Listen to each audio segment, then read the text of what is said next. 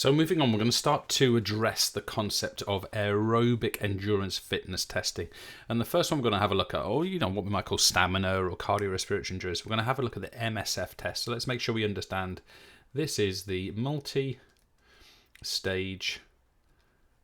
fitness test. And I'm pretty confident that you've had a go at this at some point, and you probably refer to it as the bleep test. Okay, so just be aware that that's what we are talking about. Before we look at the actual protocol in any kind of detail, I want to define for you what this test is actually measuring. Because what we are arguing that this test measures is what we refer to as VO2 max. VO2 max. Let's actually define this concept. I'm going to read this to you a couple of times. VO2 max is the maximum amount of oxygen uptake usually measured in milliliters per kilogram per minute.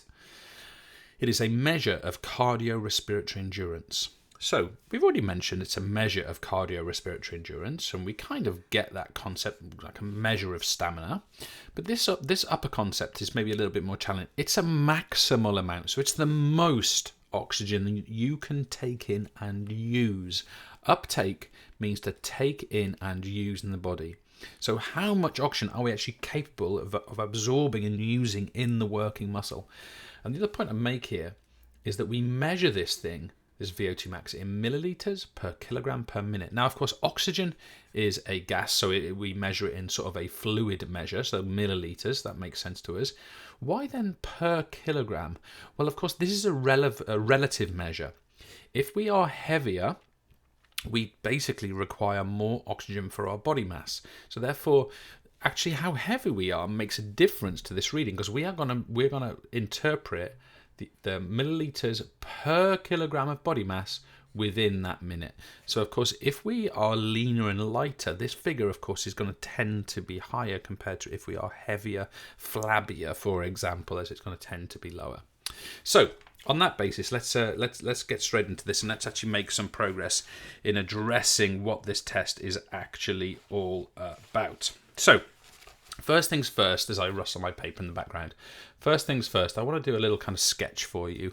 And what we're going to say here is that we have a line, and at the end of each line, we are going to mark, with cones so that our participants know where they have to get to. And we're going to say that we're probably going to have a series of cones, and we actually see it on the image here. And our participants are going to make their ground up between these points, and this is going to be measuring 20 meters in distance. Okay, so it is a measure of 20 meters exactly.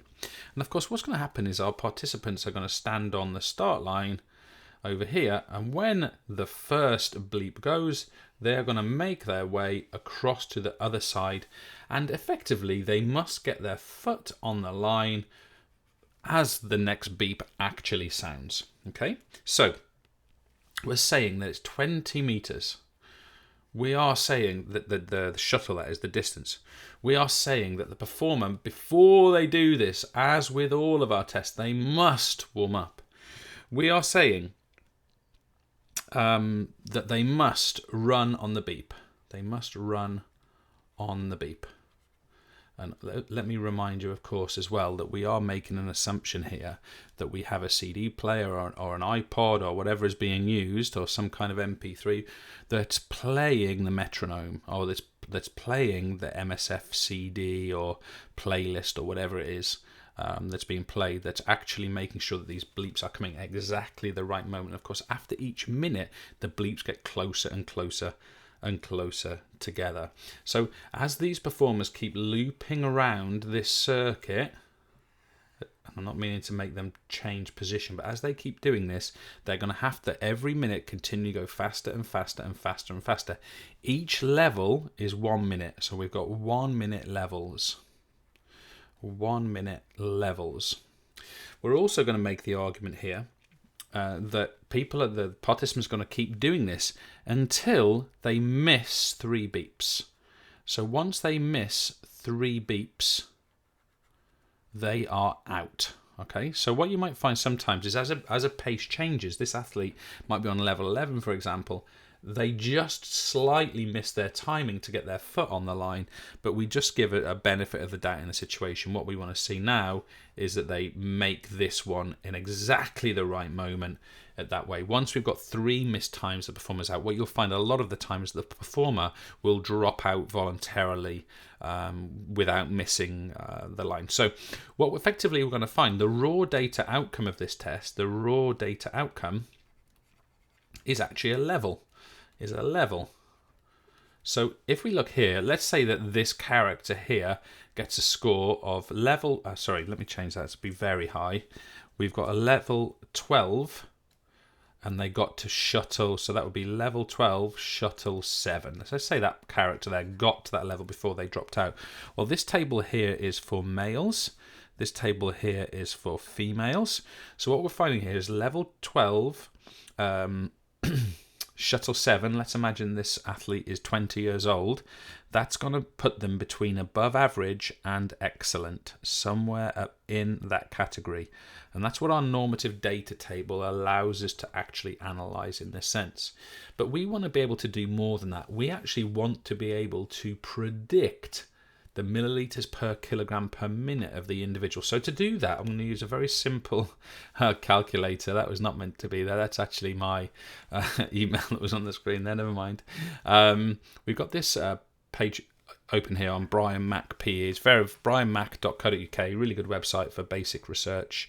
And what we're going to do here is we're going to take the idea that we got to level 12 and our athlete got to shuttle 7, and we're going to calculate then the VO2 max, and we see here that we get a reading of 55.5. 55.5, look what we've got here, milliliters per kilogram per minute. So our athlete in this sense has a reading of 55 milliliters per kilogram per minute. Okay, and we can say from experience that is pretty good. Okay, and it actually equates roughly to what we said before on the normative tables. Okay, let's go through our analysis. Validity. Well, it's pretty valid. Okay, it is a good predictor. Let's address that point. This is a prediction, not a direct measure.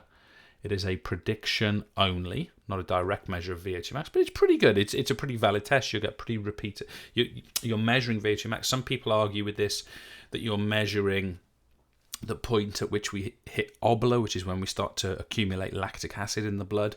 But validity is pretty solid. We're also going to say that reliability is pretty good as well. That if we do this test over and over again, we're going to get pretty similar results. Okay, so reliability is pretty good. And practicality, we like that too, because we can test a lot of performers in a relatively small space, and that's pretty useful. So practicality, not bad at all, which is why we're going to see it being used a lot in places like schools, for example, which have flat surfaces in their halls, in their gyms, for example, even on courts outside if the weather's good enough. But I also want to give a bit of an analysis of this. Okay, so let's do a little bit of analysis here. First of all, the advantages. It's simple. Okay, it's simple. We can set it up. It's pretty easy to administer, and it's pretty useful. It's also pretty cheap, so therefore the practicality point is pretty good. On the negative side, if we go into the disadvantages, disads, we can see on the negative side that, of course, this is a prediction of VO2 max. Okay, a prediction of VO2 max. It's not a measure of VO2 max. Now, it's hard to measure VO2 max unless we are literally in the laboratory situation and we're doing direct gas analysis. Go and have a little research of that if you're interested. But here we're doing a prediction only of VO2 max. And the other point we might want to make is that it's really favourable to runners. So if we are involved in a running-based sport, like, I don't know, team games, or we're an athlete, for example, well, this measure is going to be much more relevant to say that than say it would be to a swimmer, for example, who might not come out as strongly in this, or a rower, for example, who might not come out as strongly as this. Is definitely advantageous to runners. That's our multi-stage fitness test. Thanks very much.